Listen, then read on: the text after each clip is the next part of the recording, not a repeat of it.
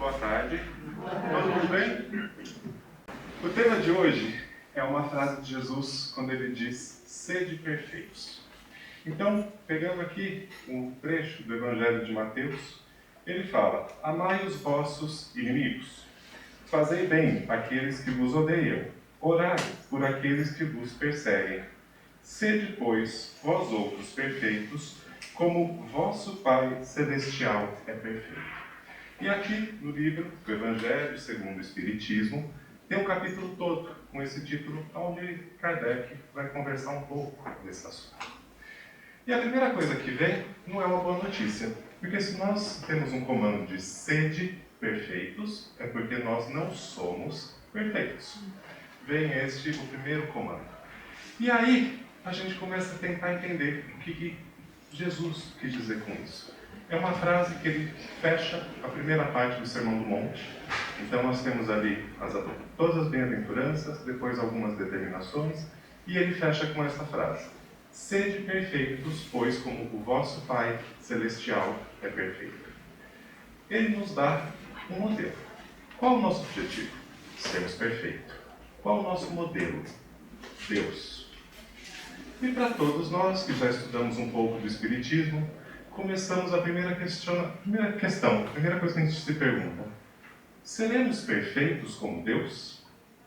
Porque nós temos, tanto dentro do Livro dos Espíritos, quanto na parte da Gênese, uma exploração desse assunto, dizendo o seguinte: Deus é o Criador, perfeito. Nós somos a criatura. Se nós evoluirmos e nos tornarmos tão perfeitos quanto Deus, nós seríamos Deus. E então deixaríamos de ter um Deus para ter vários deuses. E nisso não poderia acontecer, porque Deus não seria Deus, como causa primeira. Então a gente começa a estudar, começa a ver, e ali vai olhando, Kardec vai esmiuçando esse assunto, até que ele fala de uma perfeição relativa, uma perfeição que é pertinente da criatura e não do Criador. E aqui, Jesus usa uma palavra que vai fazer toda a diferença para a compreensão do tema. Ele diz: sede perfeitos como o vosso Pai é perfeito. Então quer dizer que meu Pai não é o mesmo de Jesus? Jesus, na sua primeira aparição, depois de ter sido crucificado, aparece para Maria Madalena. E o que ele fala ali? Eu agora vou ascender ao meu Pai e ao vosso Pai. Ao meu Deus, ao vosso Deus. Tem dois deuses? Qual que será que é a diferença de significado?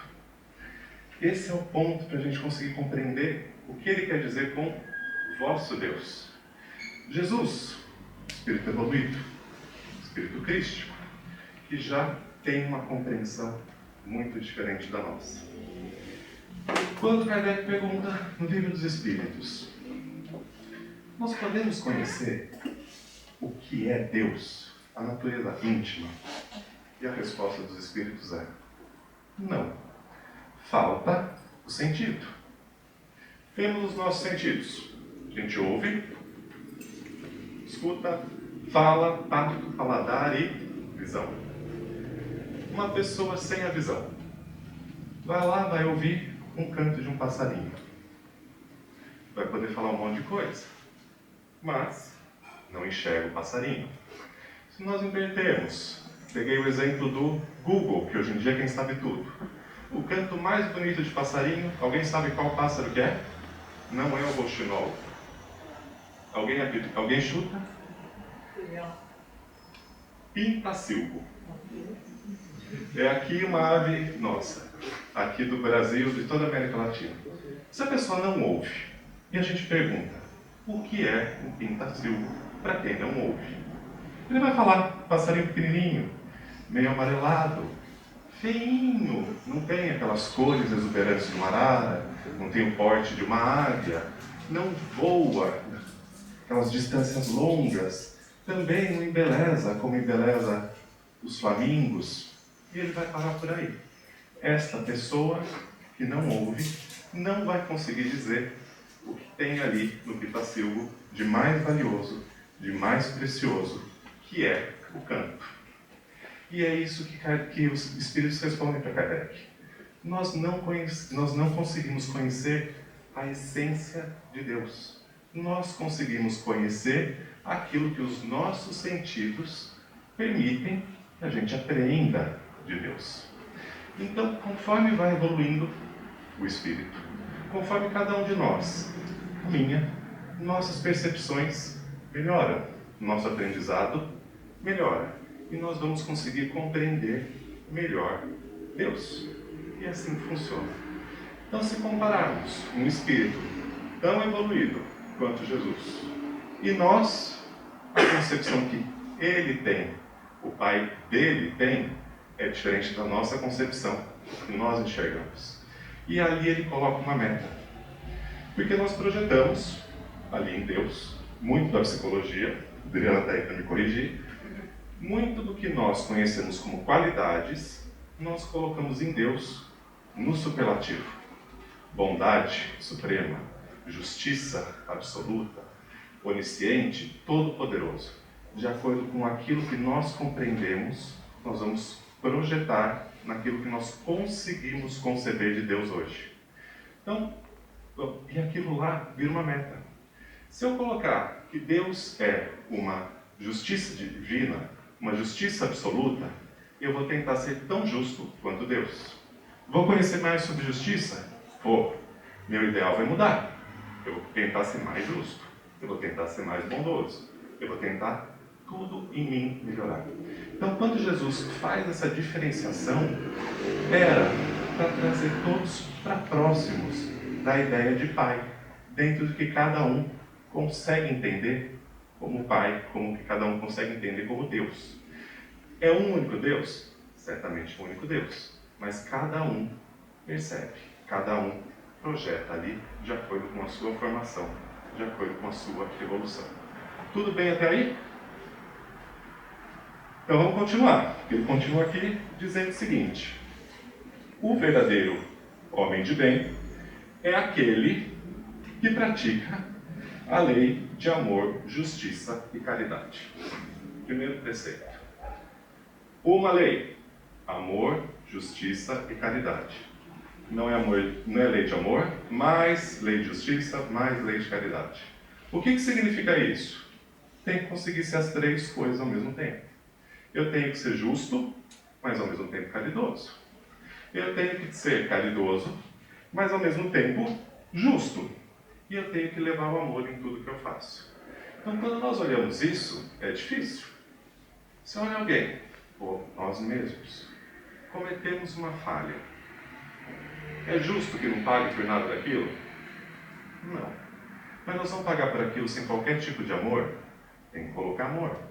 Pais e mães que depositam muito nos filhos, cobram muito dos filhos, e o nosso trato, em geral, um com o outro, tem que ser balanceado exatamente desses três pontos.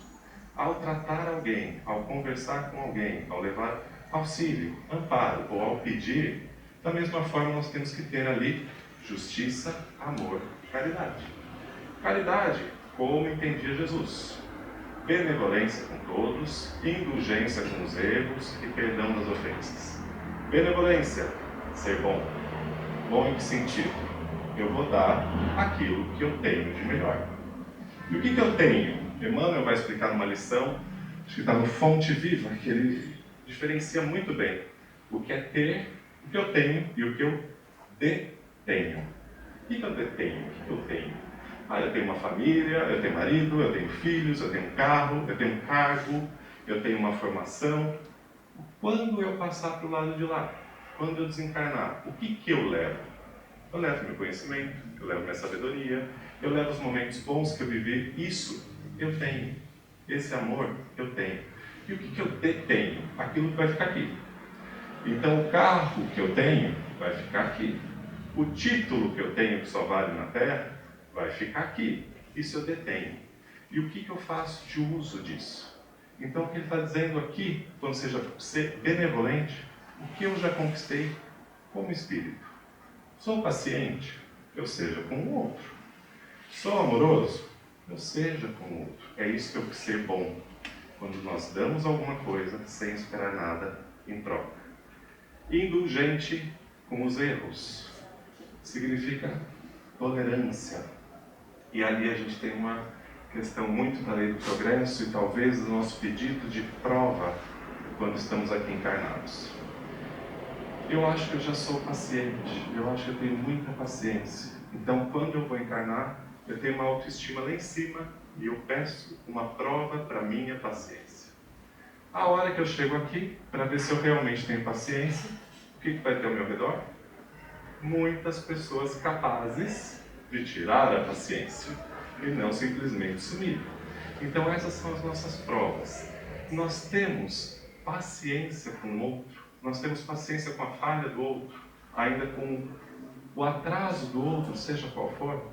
Então, ser indulgente vai em tudo isso. E nós temos essa paciência, esse amor, essa tolerância. E por fim, o perdão de todas as ofensas, que é: não nos liguemos ao outro por um vínculo de rancor. Não nos liguemos ao outro por um vínculo negativo. Quando acontece alguma coisa, nós podemos andar para frente, deixar aquilo no passado, carregar o aprendizado. Ou nós podemos nos revoltar e carregar uma mágoa, carregar alguma coisa. E aqui dentro do Espiritismo é muito comum nós falarmos em perdoar, perdoar, perdoar. E vale sempre a reflexão de sermos perdoados. Nós sempre nos colocamos como aquele que precisa aprender a perdoar. Será que nós somos aqueles que não estamos do outro lado, aqueles que ainda precisam pedir o perdão? Então, juntando essas coisas todas, é que vai caminhando. Homem de bem tem fé em Deus, na sua bondade, na sua justiça, na sua sabedoria. Temos ou nos revoltamos? Quando não acontece algo bom, aceitamos aquilo, temos fé na justiça e na sabedoria de Deus, ou nos revoltamos com aquilo e queremos tudo do nosso jeito. E assim vai. Tem no Evangelho, aqui, uma série de características do que seria, do que é o homem de bem. E vale ressaltar que uma delas é o respeito e a tolerância. Então, o homem de bem consegue tolerar aquilo que é diferente. E isso é uma coisa que nos convida a uma reflexão. Primeiro, que em momento algum tem no Evangelho dizendo que o homem de bem é aquele que é espírita, que se tornou espírita. Mas sim aquele que respeita o diferente. Seja uma religião, seja qualquer coisa que a gente possa ter aí de diferente, isso é rico, isso é importante para o aprendizado. Se fôssemos todos iguais, como seríamos? Vamos fazer o exercício. Se todo mundo fosse igual a mim, cada um a si. Então você entra no carro, quem você vai encontrar no trânsito? Pessoas que dirigem igualzinho a você. Você vai se casar com alguém? Igual a você. Você vai sair para jantar com alguém? Igual a você. Quanto isso teria de prazer, de desafio, de aprendizado de alguma coisa diferente? E quando nós olhamos a natureza, a gente consegue ver o quanto a diferença é bonita. A variedade de animais, de plantas, de climas, de ecossistemas, o quanto isso é rico para todos nós. Então que a gente consiga transferir. E juntando nisso a gente finaliza, acho que até pelo horário, que o intuito de qualquer religião, o intuito de qualquer pessoa que busca no centro espírita uma religião, qualquer que seja, é uma iluminação, é algo para se tornar melhor, é algo conviver melhor consigo mesmo, com Deus, com a sociedade. Que nós tenhamos esse respeito, nós tenhamos esse empenho, que o nosso empenho seja verdadeiro, não somente de ir ao centro uma vez por semana tomar paz, mas de conseguirmos colocar em prática uma mudança, um empenho, e nos transformarmos, nos tornarmos pessoas melhores e rompermos aí qualquer má inclinação que possamos ainda ter. Muita paz a todos.